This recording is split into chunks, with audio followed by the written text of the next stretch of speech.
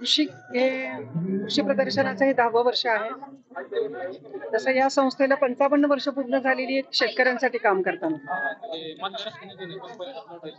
या संस्थेच्या जन्मापासून ही संस्था शेतीचे पूरक व्यवसाय यासाठी काम करते. त्यामुळे या वेळच्या कृषीमध्ये टेक्नॉलॉजीचा जास्त आम्ही शेतकऱ्यांना ओळख करून देतो. त्याच्यामध्ये AI ची टेक्नॉलॉजी आहे. त्याच्यामध्ये आज आम्ही काही हजार शेतकऱ्यांसोबत काम करतोय ऊसामध्ये. आणि जगामध्ये 48 देशांनी या AIच्या आमच्या उपक्रमाची दखल घेतलेली आहे. हा भारत देशामध्ये फक्त आपला बारामतीमध्ये या ट्रस्टवर हा उपक्रम चालू आहे. आणि त्यानंतर आपला औषधाचे काही आणि ते पलीकडचं खडकपूरवरून आलेले जे काही रोबोट आहेत त्याचा एक आपण करतोय. आणि औषध मारायचा तो ड्रोन ड्रोन त्याचा एक नवीन टेक्नॉलॉजी आपण शेतकऱ्यांना सांगतोय. त्यानंतर हायड्रोपोनिक नावाचं एक शेड आहे आपली. तिथे मातीशिवाय नुसत्या पाण्यामध्ये व्हेजिटेबल्स आणि स्ट्रॉबेरी इतकी सुंदर आणि त्याला चव इतकी चांगली आहे. हा एक आधुनिक आणि वेगळा उपक्रम आम्ही तिथे हायड्रोपोनिक्सचा आहे. आणि सगळ्यात महत्वाचं आपण इथे याच्यावरती काम करतोय मिलेटवर. तिथं मिलेट मधली भरड धान्य जी डायबिटीसला विरोध करतात, डायबिटीस कंट्रोल करतात आणि कॅन्सर साठी ती खूप चांगली आहे. त्याच्यावर आपण गेले 2-3 वर्ष झालं खूप चांगलं काम करतोय. त्यानंतर मधमाशी हा एक गेले काही वर्षांचा आमचा खूप जिव्हाळीचा विषय झालेला आहे. आज जवळपास 600 पेट्या मधाच्या 600 शेतकऱ्यांच्या प्लॉटवर आहेत.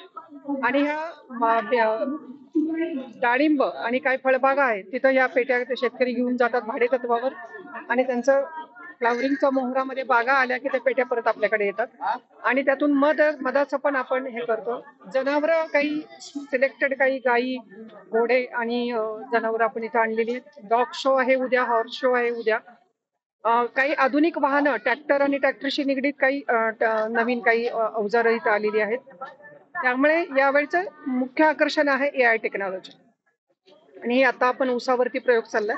भविष्यामध्ये आपल्याला सर्व फळबागा याच्यावरती AI टेक्नॉलॉजी मधनं काम करायचंय. याच्यामध्ये 40% पाण्याची बचत होतीये. त्यानंतर खतांची बचत होतीये, औषधांची बचत होतीये आणि उत्पन्न डबल होतं.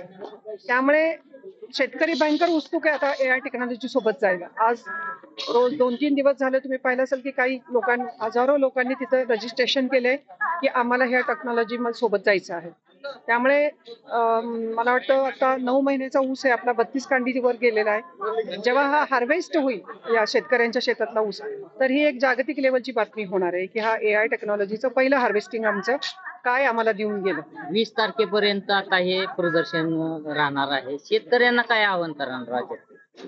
शेतकऱ्यांना आव्हान एकच राहील की जागतिक लेवलला वाढत्या लोकसंख्येला अन्न लागणार आहे. अन्नाची गरज कायम राहणार आहे. त्यामुळे शेती विकू नका. पण शेती करताना ही इंडस्ट्री सारखी शेती करा, प्रोफेशनल शेती करा, टेक्नॉलॉजीचा अंगीकार करा.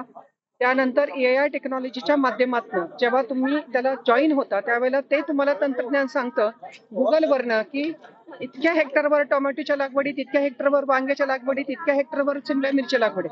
तर तुम्ही नक्की काय करायचं हे जेव्हा तुम्हाला समजेल तेव्हा तुम्हाला रस्त्यावरती टोमॅटो फेकायची वेळ येणार नाही. त्यामुळे थोडासा टेक्नॉलॉजीचा वापर, कमी खर्चातली शेती, कमी पाण्यातली शेती, पण शेतीशिवाय पर्याय नाही. प्रदर्शन वनी साहेब कुठेतरी परदेशात देखील जाते. सत्यानारायण असेल किंवा ऑक्सफोर्डचे डायरेक्टर जावकर सर काल उपस्थित होते. अगदी सर्वांनीच याची स्तुती केलेली आहे. आणि भारताला खऱ्या अर्थाने पीक अन्नधान्य उत्पन्नात भारत परिपूर्ण झालेला आहे. परंतु इथलं तंत्रज्ञान घेऊन शेतकऱ्यांनी जास्तीत जास्त विकसित करावं असं काल सर्व पवार साहेब असतील किंवा सर्वांनी मान्य केलेलं आहे. तर शेतकऱ्यांना आज तुम्ही अनेक दिवसांपासून इथे काम करत आहात, काय सांगाल नक्की शेतकऱ्यांना हेच सांगते मी, तंत्रज्ञानाची कास धरा. शेती कसायच्या पद्धतीने तुम्ही बदला आणि शेतीकडे जातीने लक्ष घाला. आज झालंय काय, कट्ट्यावरच्या गप्पा आणि राजकारणामध्ये शेतीकडे पूर्ण दुर्लक्ष झालेलं आहे. शेतीचं तुमच्याकडे नाही दुर्लक्ष झालं, तुमचं शेतीकडे दुर्लक्ष झालं.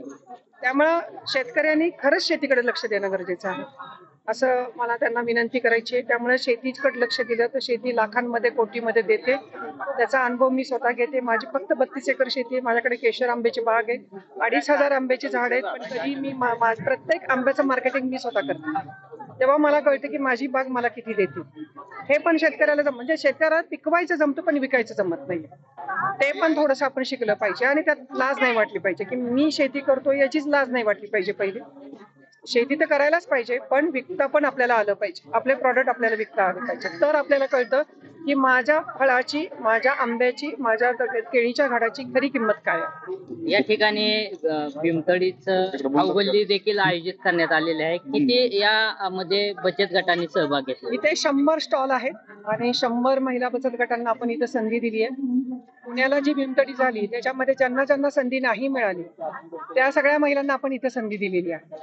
त्यामुळे पुण्यातल्या महिला नाहीये तिथं, सगळ्या ह्या नवीन महिलांना आपण इथं बोलवलेलं आहे की कुणाला सगळ्यांना संधी मिळावी आणि समान न्यायानं संधी मिळावी म्हणून आपण इथं त्यांना इथं हे केलेलं आहे. कारण येणाऱ्या लांबून येणाऱ्या शेतकऱ्यांना भूक लागते, त्यामुळे त्यांना जे हवंय ते इथं त्यांना अवेलेबल आहे. अगदी वडापाव पासून नॉनव्हेजच्या जेवणापर्यंत सगळं इथं अवेलेबल आहे.